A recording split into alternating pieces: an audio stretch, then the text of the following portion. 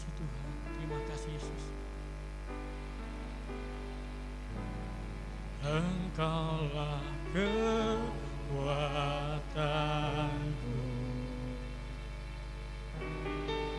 tempat perlindunganku,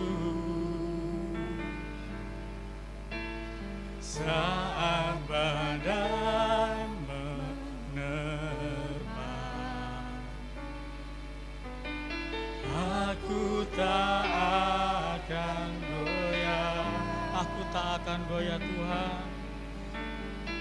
Aku tak akan goyah, Kau sertaku. Sekali lagi, Engkaulah kekuatan kami Tuhan. Mari kita bagi berdiri bersama. Mari kita pujikan pujian dengan segenap hati kita. Haleluya Yesus. Ya Yesus.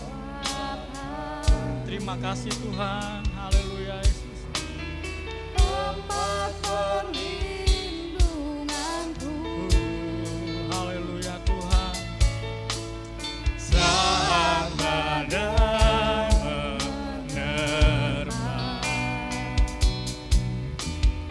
aku tak akan goyah.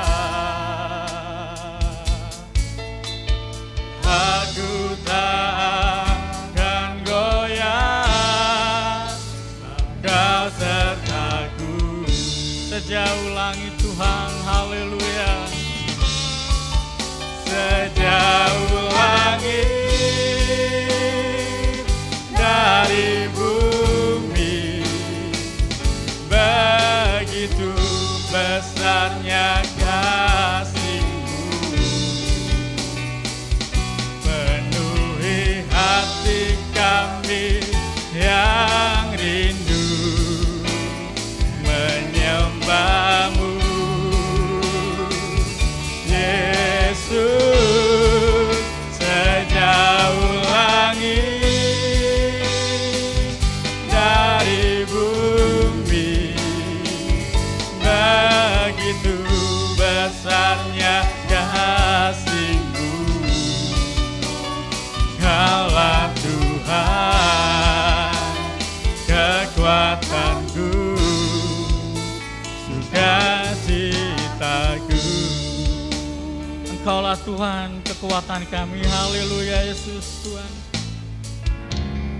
Engkaulah kekuatanku,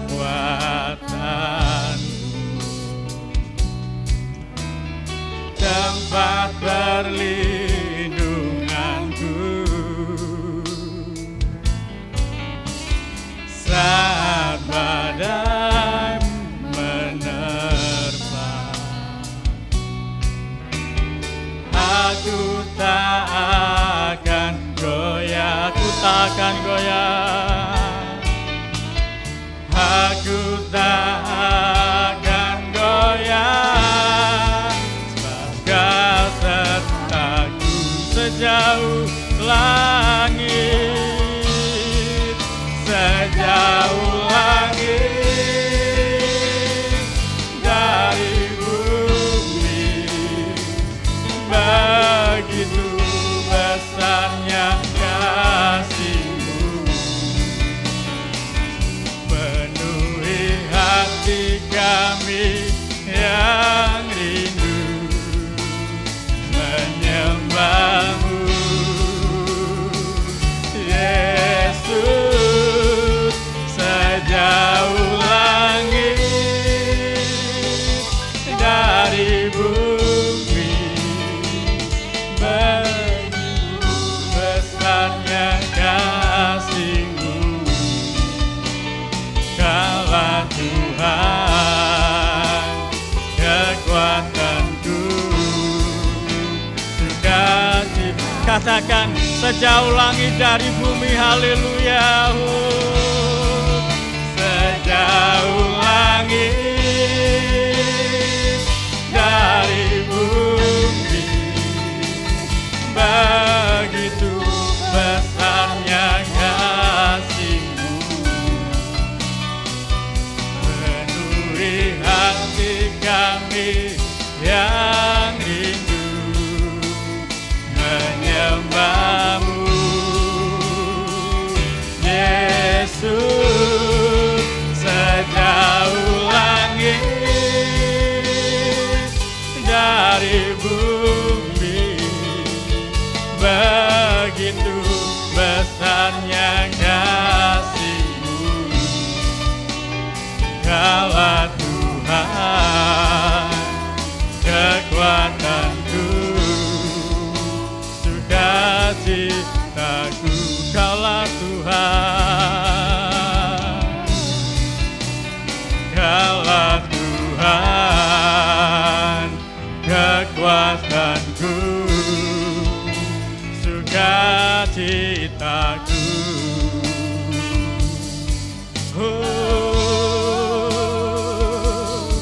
hanya Engkau kekuatan kami Tuhan. Mari kita pujikan sukacita kita pada sore hari ini. Mari kita semua umat pilihan Allah. Haleluya Yesus, terima kasih Tuhan.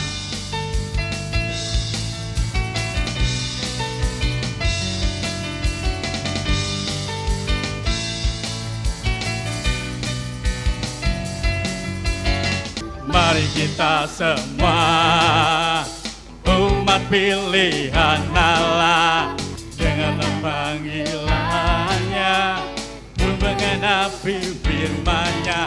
Sekaranglah waktunya, ku berdiri bagi bangsa ini. Mari maju umat pemenang. Mari kita semua, haleluya. Mari kita semua umat pilihan Allah, dengarlah panggilannya, untuk menggenapi firman-Nya. Sekaranglah waktunya, ku berdiri bagi bangsa ini. Mari maju umat pemenang. Ku kan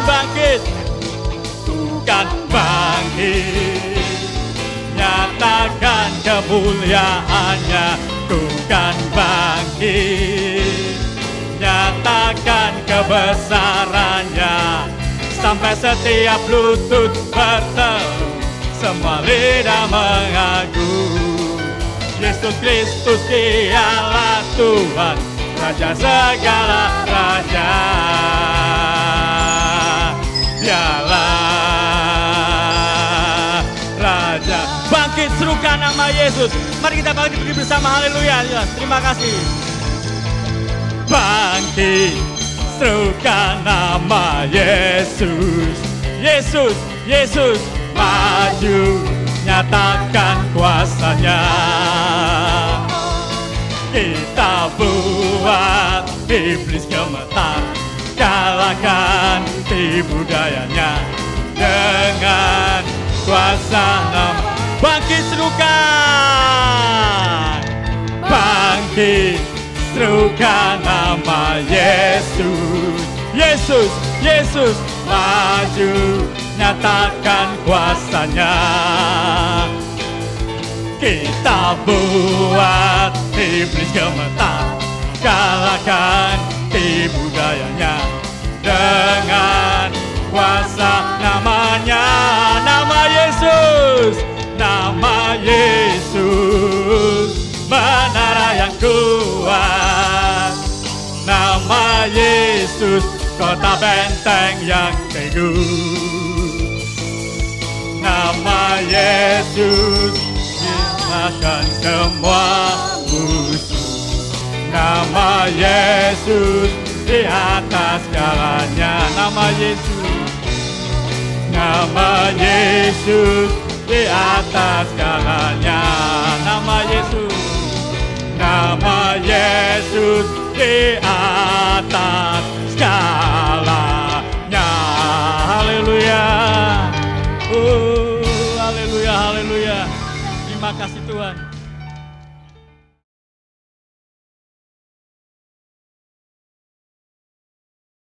Shalom, selamat sore. Mengucap syukur buat kemurahan Tuhan kalau kita boleh berada di minggu terakhir di tahun 2020. Covid-nya ulang tahun di bulan Desember ini. Pandemi sepanjang tahun membuat Natal mulai dari Paskah dan Natal sedikit berbeda dari biasanya. Tapi kita bersyukur karena kita masih tetap boleh merayakannya.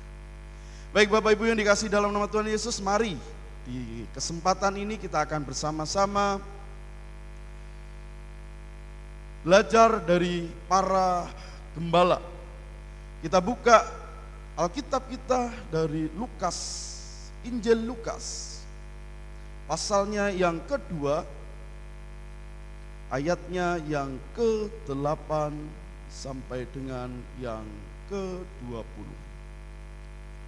Injil Lukas pasal yang kedua, ayat yang ke-8 8 sampai dengan yang ke-20. Silakan Bapak Ibu Saudara menyimak, saya akan bacakan untuk Bapak Ibu Saudara sekalian. Judul perikopnya adalah Gembala-Gembala. Di daerah itu ada gembala-gembala yang tinggal di padang menjaga kawanan ternak mereka pada waktu malam. Tiba-tiba berdirilah seorang malaikat Tuhan di dekat mereka, dan kemuliaan Tuhan bersinar meliputi mereka, dan mereka sangat ketakutan. Lalu kata malaikat itu kepada mereka, "Jangan takut, sebab sesungguhnya aku memberitakan kepadamu kesukaan besar untuk seluruh bangsa. Hari ini telah lahir bagimu juru selamat, yaitu Kristus Tuhan di kota Daud. Dan inilah tandanya bagimu, kamu akan menjumpai seorang bayi dibungkus dengan lampin dan terbaring di dalam palungan."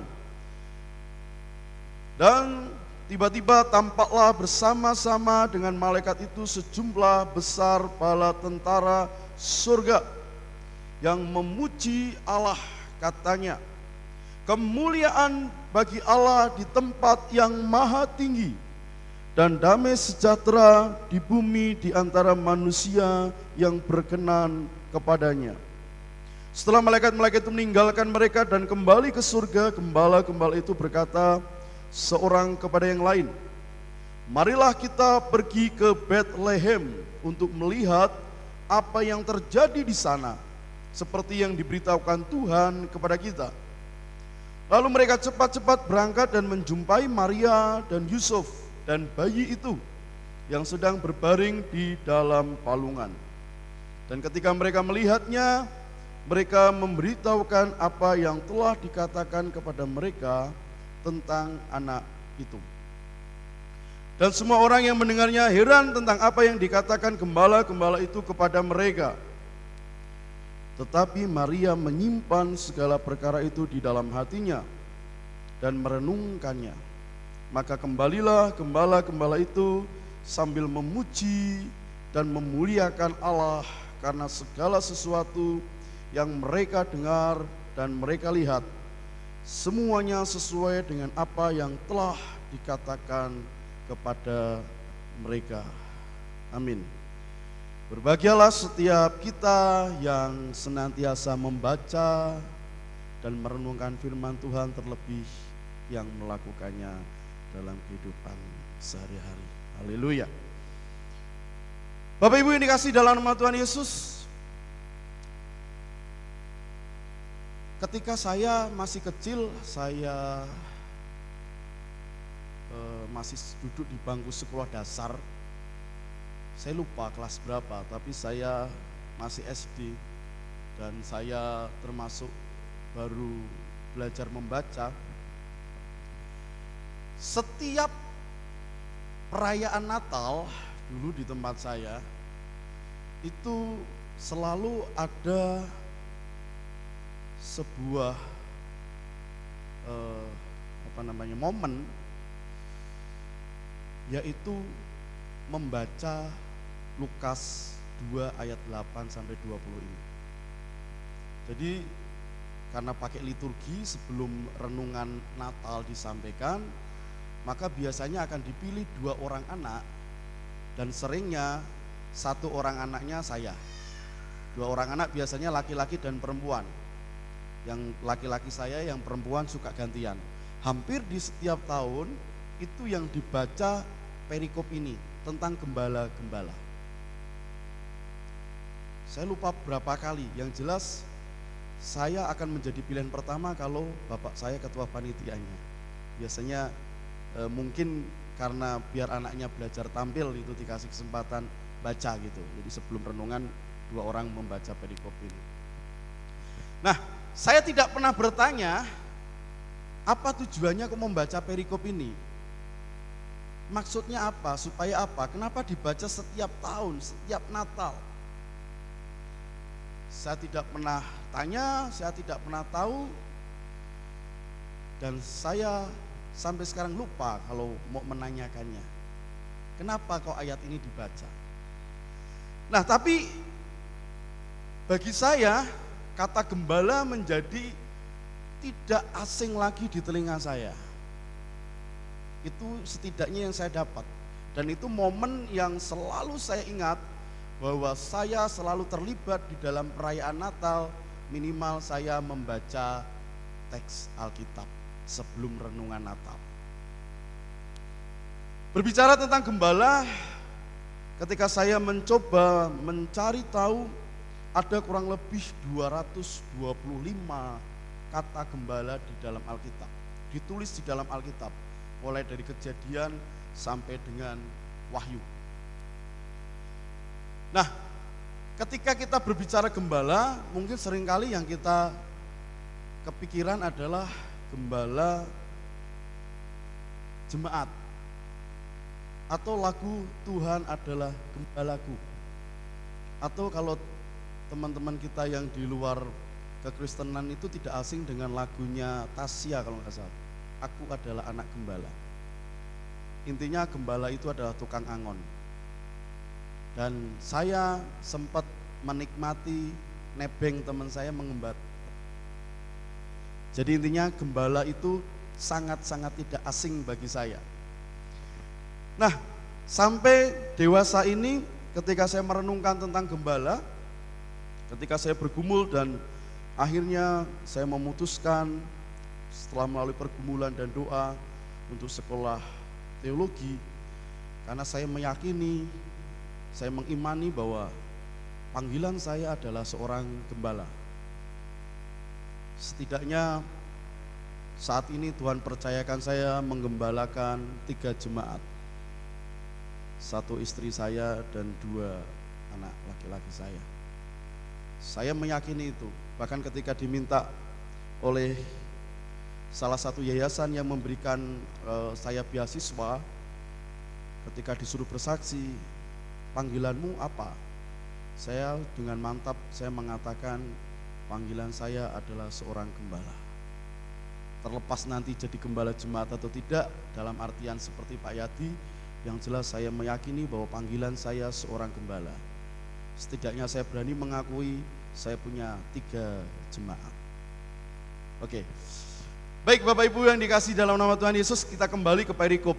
Saya tidak siapkan PowerPoint untuk hari ini, karena ketika mempersiapkan PowerPoint saya biasanya butuh waktu cukup lama untuk memilih poin-poin dan gambar. Saya sudah sempat bikin tapi saya merasa tidak puas, jadi saya pikir saya tidak akan pakai PowerPoint. Tapi saya akan mencoba menyampaikan sesuatu yang singkat, dan saya berdoa Bapak Ibu Saudara semua akan mengerti apa yang akan saya sampaikan sekalipun tidak ada PowerPoint. Baik, kita kembali ke perikop yang kita baca. Salah satu hal yang mengagumkan dari kisah gembala-gembala ini, yang pertama kalau Bapak Ibu perhatikan, di kitab Injil lain tidak dituliskan tentang gembala-gembala. Ada gembala tapi tidak dibahas dalam hal soal gembala tentang Natal. Ini kan terusannya tentang kelahiran Yesus, kemudian ada gembala-gembala. Saya sedikit menyambung dari apa yang disampaikan Pak Yadi dan Bu Ika minggu-minggu kemarin. Saya akan sampaikan pada kesempatan ini tentang gembala. Jadi bukan gembala, biasanya Yesus berbicara soal Yesus sang gembala agung, tapi kali ini saya akan berbicara tentang gembala yang dimaksud di dalam Injil Lukas ini. Gembala yang ditemui oleh malaikat Tuhan, gembala yang akhirnya datang menjumpai Yesus dan juga Yusuf dan Maria. Bapak Ibu dikasih dalam nama Tuhan Yesus, ketika berbicara tentang gembala, gembala itu pada masa itu bagi orang Yahudi itu adalah salah satu pekerjaan yang cukup diremehkan. Bisa dibilang pekerjaan yang tidak dihormati. Nah, ketika sebuah pekerjaan tidak dihormati, si gembala ini menjadi pekerjaan yang cenderung diremehkan.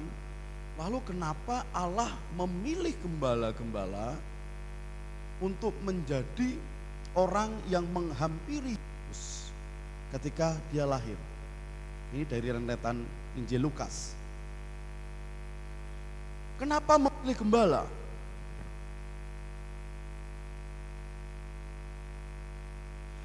Ketika saya merenungkan perikop ini, saya merasa bahwa cukup dijelaskan bahwa amanat Allah orang yang akan melihat Yesus setelah dia lahir selain orang tuanya adalah gembala.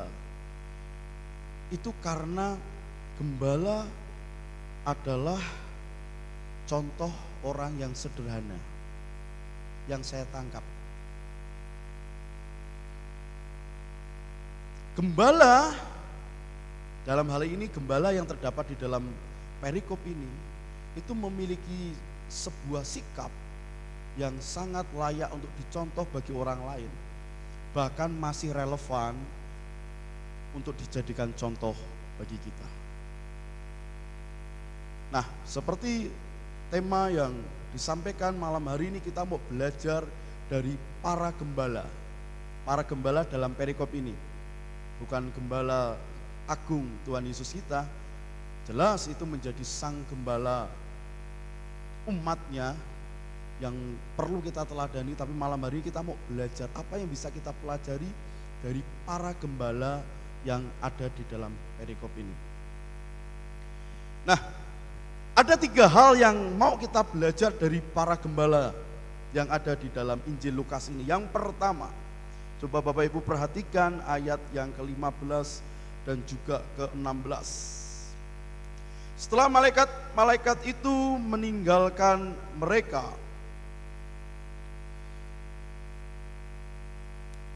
dan kembali ke surga, gembala-gembala itu berkata seorang kepada yang lain, marilah kita pergi ke Betlehem untuk melihat apa yang terjadi di sana, seperti yang diberitahukan Tuhan kepada kita. Yang pertama yang akan kita pelajari dari para gembala ini adalah kompak. Para gembala memiliki sikap hidup dalam kekompakan. Kompaknya apa? Perhatikan. Marilah kita pergi ke Betlehem dan melihat apa yang terjadi di sana, seperti yang diberitahukan Tuhan kepada kita. Lalu mereka cepat-cepat berangkat dan menjumpai Maria dan Yusuf dan bayi itu yang sedang berbaring di dalam palungan. Dalam ayat 15 dan 16 ini para gembala kompak.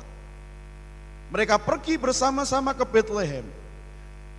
Bahkan bisa saya simpulkan mereka antusias sekali, mereka termotivasi setelah berjumpaan dengan para malaikat itu untuk mereka mencari dan bertemu dengan Yesus di Betlehem. Dan hasilnya mereka bersukacita ketika mereka bertemu dengan Yesus, seperti yang dikatakan para malaikat kepada mereka. Kalau misalkan mereka tidak kompak, para gembala itu kan berarti bukan satu gembala, beberapa orang gembala. Biasanya mereka ada beberapa orang berkelompok, mereka memiliki gembalanya masing-masing, mereka membuat kelompoknya. Ketika malam mereka membuat api unggun, mereka bersama-sama satu dengan yang lain di situ. Nah, ketika malaikat Tuhan datang kepada mereka, mereka bisa kompak, mereka bisa akur, mereka bisa rukun untuk bersama-sama pergi ke sana. Seandainya tidak, mungkin mereka tidak akan menjadi orang yang lebih dulu diberikan kepercayaan, diberikan amanah untuk bisa bertemu dengan sang bayi juru selamat dunia itu. Nah, kita belajar untuk mencari kebenaran, kan mereka mencari Yesus sang kebenaran itu, mereka menemukan Yesus sang kebenaran itu, dan mereka mengalami serta hidup di dalam kebenaran. Loh, kok bisa seperti itu? Ya, karena sang sumber kebenaran itu adalah Yesus itu sendiri. Jadi gini, dalam konteks keluarga, yaitu suami istri, kemudian orang tua dan anak, tentu saja kita belajar untuk sepakat, kita belajar untuk bisa kompak mendekatkan diri kepada Tuhan, mengutamakan diri kepada Tuhan. Melalui apa? Melalui kebenaran firman-Nya. Contohnya, salah satu hal yang paling memberkati saya ketika pandemi ini adalah saya punya banyak waktu dengan keluarga, dan di situ kembali saya bisa ikut ambil bagian dalam misbah keluarga saya. Karena biasanya cuma istri dan anak-anak saya lebih sering di luar. Misbah keluarga menjadi salah satu dari sekian banyak usaha untuk keluarga itu tetap kompak. Mereka saling menyediakan waktu. Ketika misbah keluarga tentu saja kita tinggalkan HP, kita tinggalkan kesibukan, kita bareng-bareng menghadap Tuhan, kita sharing. Setelah sharing firman biasanya nanti mulai ada curhatan dari anak, dari istri. Nah, bagi saya itu menjadi salah satu usaha untuk kompak menurut saya. Nah, pertanyaannya bagaimana dengan Bapak Ibu? Apakah misbah keluarganya masih berjalan sampai sekarang? Karena saya tahu di awal pandemi setiap hari Pak Yadi mengajak bermisbah dan Bapak Ibu Saudara selalu mengupload foto. Ya sebenarnya bukan dipamerkan fotonya, tapi sekedar saling mengingatkan bahwa ya itu yang bisa kita lakukan setidaknya untuk menjaga kekompakan di dalam keluarga kita. Nah, berbicara tentang kekompakan juga kalau dalam konteks gereja, di dalam gereja jelas ada Bapak Gembala, ada penatua, ada majelis, ada para pelayan, ada juga jemaat. Mari kita belajar untuk kompak di dalam melayani Tuhan. Kan kita mau belajar dari para gembala. Yang pertama kita mau belajar tentang kompak. Dalam konteks gereja kita akan belajar setidaknya kompak untuk melayani Tuhan. Kita kompak untuk berdoa. Kita kompak untuk memberikan persembahan bagi pekerjaan Tuhan tentunya. Saya membayangkan ketika kemarin panitia Natal dibentuk, dana Natal selalu berasal dari janji iman jemaat GIA Subah. Seandainya jemaat GIA Subah kompaknya tidak memberi, saya pikir Natal tidak akan berjalan. Tapi saya bersyukur karena kompaknya adalah seberapapun semua jemaat memberi. Dan menurut saya itu salah satu contoh yang sebenarnya kita sudah belajar dari para gembala itu. Itu hal sederhana. Gitu. Ketika panitia mencantumkan Natal tahun ini anggaran sekian, biasanya ketua panitia dan juga yang lain langsung kepalanya pusing, nyanda enggak ya? Kesannya setiap tahun kok kita meminta uang. Tetapi ternyata sepanjang saya berada di gereja ini, jemaat GIA Subah adalah jemaat yang kompak ketika memberikan persembahan bagi pekerjaan Tuhan. Setidaknya untuk janji iman Natal. Karena pasti cukup, bahkan seringnya lebih. Entah lebih 500, entah lebih berapa. Gitu. Saya bersyukur dan ternyata malam hari ini kita sudah belajar sebenarnya secara tanpa kita tahu apa yang dilakukan para gembala itu, kita belajar kompak itu. Nah, kita juga tentu saja perlu kompak untuk bersekutu ketika nanti masa pandemi ini sudah mulai hilang, vaksin sudah diedarkan, situasi memungkinkan. Yuk kita manfaatkan persekutuan kita, persekutuan rumah tangga kita. Kalau dulu kita malas-malas, terlalu jauh dari Limpung ke Subah, jauh dari Subah ke Limpung, jauh. Apakah Bapak Ibu nggak rindu saat-saat ini kita ada lagi persekutuan rumah tangga? Kita kompak bersekutu dan tentu saja kita kompak di dalam memberitakan Injil Tuhan. Karena ketika kita kompak, kita akur, kita rukun. Mazmur 133 berkata bahwa Tuhan akan memerintahkan berkat, bahkan kehidupan untuk selama-lamanya. Lagu pujian, oh betapa indahnya. Urapan di kepala Harun, yang kecanggu dan jubahnya turun, seperti embun yang dari Hermon mengalir ke bukit Sion. Kesana telah diperintahkan Tuhan agar berkat-berkat dicurahkan, kehidupan untuk selamanya. Oh betapa indahnya. Dan judul daripada perikop itu adalah hidup rukun. Ketika rukun, ketika kita kompak, saya sangat yakin bahwa ya berkat Tuhan akan dicurahkan terus di gereja kita tercinta ini. Haleluya. Yang pertama itu tadi, kompak. Jadi ketika para gembala mereka kompak, mereka datang menjumpai Yesus, ternyata kita juga bisa kompak. Kita sudah belajar kompak, setidaknya dari 1-2 hal kita bisa meniru. Yang kedua, kita belajar di para gembala bahwa mereka menyampaikan kebenaran. Perhatikan ayat ke-17 dan ke-18. Dan ketika mereka melihatnya, mereka memberitahukan apa yang telah dikatakan kepada mereka tentang anak itu. Dan semua orang yang mendengarnya heran tentang apa yang dikatakan gembala itu kepada mereka.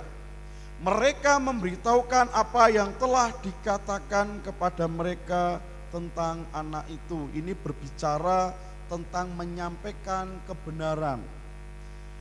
Kita mau belajar yang kedua setelah tadi yang pertama kompak, kita mau belajar dari para gembala tentang menyampaikan kebenaran.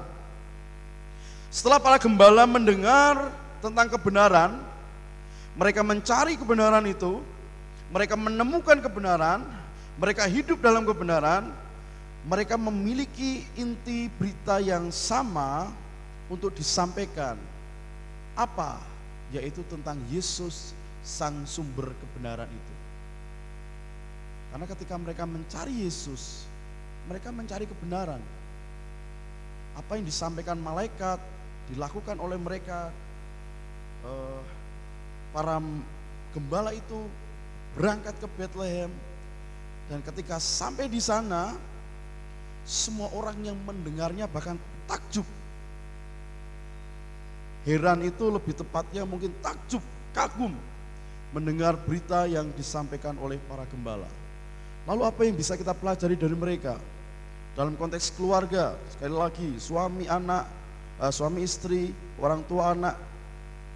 Ketika kita memiliki kesamaan dan kesatuan dalam berita Natal, berita kelahiran Yesus, dan juga kesaksian hidup kita, pastilah orang akan terberkati dari hidup kita.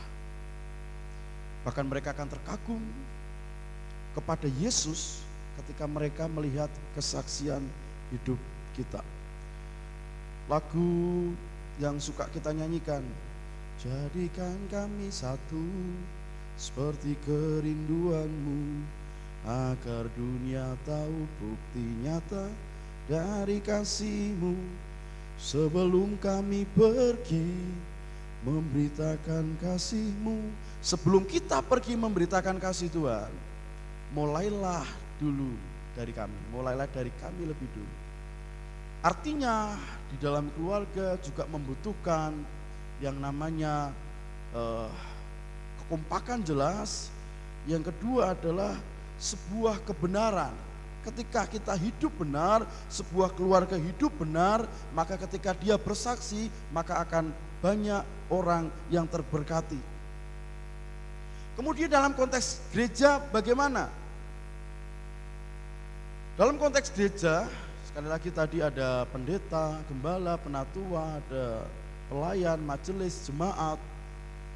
Ya, tentu saja kita harus memiliki kesamaan dan juga kesatuan.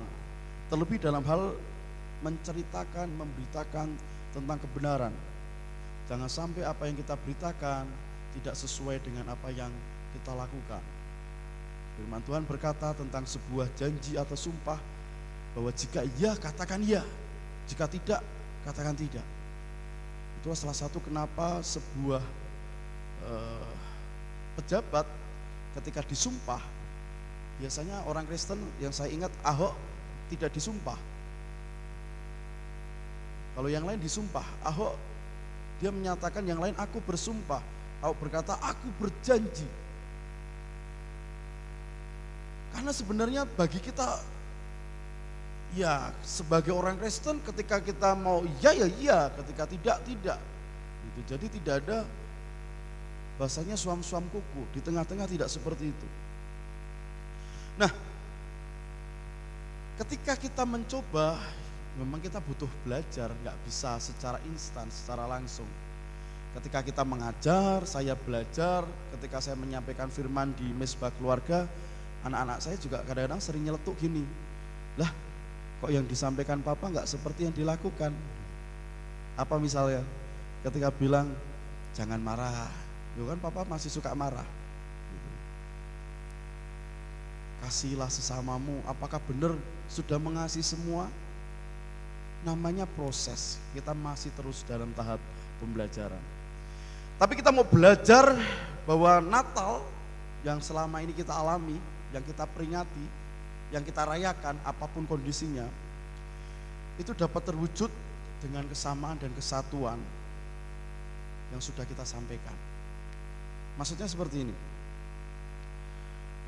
ketika kita bersama-sama menyampaikan sebuah kebenaran, maka saya yakin dan percaya dari kebenaran yang kita sampaikan itu, maka orang akan semakin percaya kepada kita.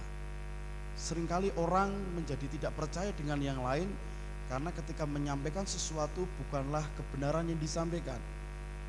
Yang disampaikan adalah sesuatu yang mungkin dilebihkan atau bahkan dikurangi. Biasanya kalau kata-kata yang ditambahkan, kalau bantuan yang dikurangi. Seperti yang terjadi di bantuan sosial. Nah, dengan demikian ketika orang lain melihat saksian hidup kita yang menyampaikan kebenaran, maka mereka akan terberkati. Sehingga seperti misi gereja kita pasti akan bertumbuh, baik itu secara kualitas maupun secara kuantitas. Tinggal menunggu waktunya ketika kita jemaat-jemaat Subah sebagai penyampai kebenaran, hidup benar, maka kesaksian hidup kita akan memberkati orang-orang di sekitar kita. Kita yakini bahwa hal sederhana yang kita lakukan, contohnya kemarin, hari ini tadi, dengan pembagian aksi sosial. Mungkin pemberian kita tidak seberapa, tapi saya sangat yakin dan percaya itu menjadi salah satu hal yang bisa kita lakukan di dalam perayaan Natal selama pandemi ini. Jadi yang pertama tadi kekompakan, kita belajar tentang kompak. Yang kedua kita belajar tentang bagaimana para gembala sama-sama menyampaikan kebenaran. Dan yang terakhir, yang ketiga, kita akan belajar dari para gembala bahwa mereka memiliki sikap atau bahkan tekad yang sama untuk memuji Tuhan. Perhatikan di ayat yang ke-20, maka kembalilah gembala-gembala itu sambil memuji dan memuliakan Allah, karena segala sesuatu yang mereka dengar dan mereka lihat, semuanya sesuai dengan apa yang dikatakan kepada mereka. Satu hal yang lagi yang mau kita pelajari dari gembala ini adalah mereka mau dan suka memuji Tuhan. Para gembala bukan saja kompak untuk mencari menemukan kebenaran, bukan saja mereka memiliki kesamaan kesatuan untuk menyampaikan kebenaran, tetapi para gembala juga memiliki sebuah sikap atau bahkan tekad yang sama untuk memuji Tuhan. Mereka memuji Tuhan. Bagaimana dengan kita? Ketika saya sedikit merenungkan tentang kenapa mereka memuji Tuhan, ternyata para gembala memuji dan memuliakan Tuhan karena mereka telah menyaksikan dan mengalami yang namanya kebenaran. Mereka merasakan kebaikan Allah dalam hidup mereka. Oleh sebab itu mereka memuji dan memuliakan Allah, karena mereka mengalami bahwa Allah menggenapi janjinya kepada mereka. Para gembala, dia terberkati sehingga dia memuji Allah karena mereka meyakini bahwa janji Allah itu digenapi dalam hidup mereka. Apa janjinya? Seorang Mesias akan lahir, dan mereka menjadi salah satu bagian ketika Mesias itu datang ke dunia. mereka yang diberikan kesempatan, bahkan malaikat Tuhan yang boleh mendatangi mereka, supaya janji firman Tuhan tentang kedatangan Mesias itu tergenapi, dan gembala itu menjadi bagian yang boleh menyaksikan akan kedatangan juru selamat itu. Para gembala senantiasa memuji dan memuliakan Allah serta bersyukur untuk semua yang telah dilakukan Allah dalam hidup mereka. Mereka dengan sukacita, sekalipun kesederhanaan pekerjaan sebagai seorang gembala, tapi saya yakin sukacita yang mereka dapatkan ketika bisa bertemu langsung dengan Sang Juru Selamat tidak terbandingkan dengan apapun juga. Tentu saja demikian juga dengan kita. Saya sangat yakin dan percaya bahwa Allah telah menepati janjinya bagi kita. Bukankah Allah sudah menyertai dan menolong kita di sepanjang tahun 2020 ini? Di tengah pandemi yang cukup berat, kita bisa melihat bahwa begitu banyaknya korban karena pandemi corona. Bukan hanya kehilangan nyawa, berapa banyak perusahaan yang bangkrut, berapa banyak orang yang di PHK, berapa banyak orang yang kehilangan pekerjaan. Banyak sekali dampaknya, hutang negara yang terus bertambah, kebebasan kita bersosial dibatasi. Tetapi kalau kita mau merenungkan di sepanjang tahun 2020 ini, bukankah Allah masih menyertai kita? Dan Allah tetap menyertai kita. Kalau ditanya buktinya apa? Buktinya kita, saya dan Bapak Ibu Saudara masih berada di tempat ini. Kita masih diberikan hidup oleh Tuhan. Tadi saya tidak bisa mengikuti aksi sosial dan juga perayaan PRBK karena tadi saya layat salah seorang mentor pertama saya ketika saya masuk gereja Pentakosta, seorang gembala yang usianya sudah cukup tua, hampir 80, sekitar 78 atau 79. Dan satu hal yang cukup membuat saya sedih adalah ketika tadi saya sudah sampai di sana, saya pengen sekali melihat untuk terakhir kalinya. Sebelum corona saya sudah sempat berkunjung ke sana, saya ngobrol dengan beliau, memang sudah agak lupa-lupa, tapi masih sehat. Tapi ketika tadi saya ke sana, saya dicegat di tengah, tidak boleh masuk ke gereja karena sebelum diberangkatkan disemayamkan di gereja. Saya dicegat karena di situ ada dari puskesmas, ada dari kepolisian, ada dari Koramil. Mereka datang, mereka nego dengan keluarga. Jadi si hamba Tuhan ini, dia selama ini sakit di rumah, tapi karena mengalami sesak, akhirnya dibawa ke rumah sakit. Ketika sampai di rumah sakit 1-2 hari belum sembuh, dibawa pulang. Dan sekarang kan tidak mungkin ketika di rumah sakit tidak dites atau di swab. Dibawa pulang, anehnya anak-anaknya pergi, cuma beliau sama istrinya. Nah, tadi malam atau tadi pagi, saya kurang tahu persisnya, beliau meninggal. Dan langsung diproses secara biasa. Ternyata dari pihak rumah sakit ngabari ke puskesmas, ke kelurahan, ke kantor polisi, dari hasil swab dinyatakan positif COVID. Sementara tadi sudah dimandikan secara biasa.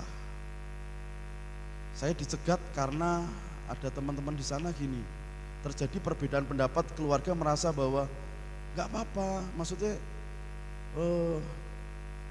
ya kan isu sekarang di COVID kan itu kan banyak isunya. Nah, tapi terlepas benar atau tidaknya, saya juga tidak mau ambil resiko. Saya memang jauh, saya datang, yang layat banyak, tapi saya jauh tidak berani masuk ke dalam. Singkat cerita, akhirnya yang memandikan jenazah disuruh tidak berkumpul, kemudian dari puskesmas memberikan APD. Intinya akhirnya dikebumikan, yang mengebumikan, yang menguburkan, yang memakamkan pakai APD, tapi bukan dari pihak rumah sakit, dari keluarga.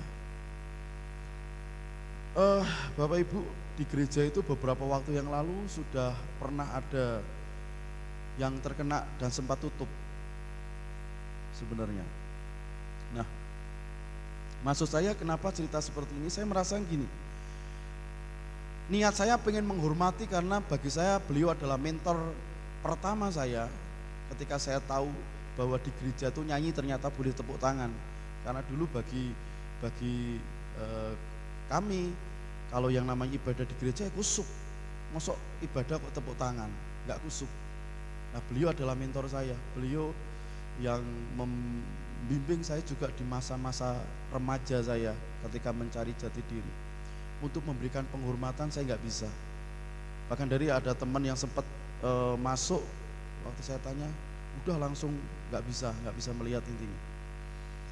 Masih terjadi polemik, saya nggak tahu kebenarannya. Yang jelas saya mencoba tidak mengambil resiko. Artinya sekalipun saya pengen sekali ketemu melihat dengan info seperti itu, akhirnya saya mengurungkan. Saya cuma datang ke sana di jauh, kumpul dengan beberapa teman di sana, dan menjadi sebuah perenungan bahwa kalau kita masih bisa sampai di akhir tahun 2020 itu kemurahan Tuhan. Itu cuma salah satu dan banyak sekali. Saya dapat berita kemarin ada jenazah yang sudah positif COVID diambil oleh keluarganya, akhirnya ditarik lagi sama rumah sakit karena sudah positif. Menjadi dilema memang ketika ada keluarga yang meninggal karena COVID. Berpikirnya bahwa ketika itu dikuburkan secara COVID, maka keluarga tidak boleh menyertai sampai pemakaman. Tetapi ketika memaksakan seperti itu, dampaknya akan menjadi luar biasa. Ditakutkan akan menjadi klaster baru untuk penyebaran COVID. Jadi saya pikir tidak ada alasan buat kita untuk tidak bersyukur, untuk kita tidak memuji Tuhan, untuk kita tidak memuliakan Allah dalam hidup kita, apapun kondisi kita. Kalau kita merasa bahwa gimana memuji Tuhan aku bangkrut, gimana memuji Tuhan aku kehilangan pekerjaan, gimana memuji Tuhan aku gak punya uang, utangku bertambah, bersyukur kita masih hidup. Tuhan masih kasih kemampuan. Kenapa? Banyak saudara kita, bukan hanya orang-orang biasa, bahkan tenaga medis banyak yang gugur di masa pandemi ini. Jadi sekalipun perayaan Natal tahun ini tidak seperti biasanya, kita tidak bisa mengundang, kita tidak bisa menyelenggarakan acara, bersyukur. Yuk kita puji Tuhan. Sekali lagi kita belajar malam hari ini dari para gembala 3 hal. Yuk kita kompak, kita sudah kompak dalam satu sisi, kita lebih kompak lagi dalam banyak hal. GIA Jemaat Subah menjadi GIA jemaat-jemaat yang kompak, jemaat-jemaat yang senantiasa menyampaikan kebenaran dalam hidupnya sehingga menjadi kesaksian bagi banyak orang, bagi lingkungan sekitar kita. Dan yang ketiga, kita harus selalu bersyukur dan memuji Tuhan apapun situasi dan kondisinya. Karena kalau kita bisa melewati tahun 2020 ini dengan masih sehat, itu semua karena kemurahan Tuhan. Dan artinya Immanuel, Allah menyertai kita. Bahkan bukan hanya saat ini, Allah akan terus menyertai kita sampai selama-lamanya, bahkan sampai Maranatha. Tuhan Yesus memberkati kita semua.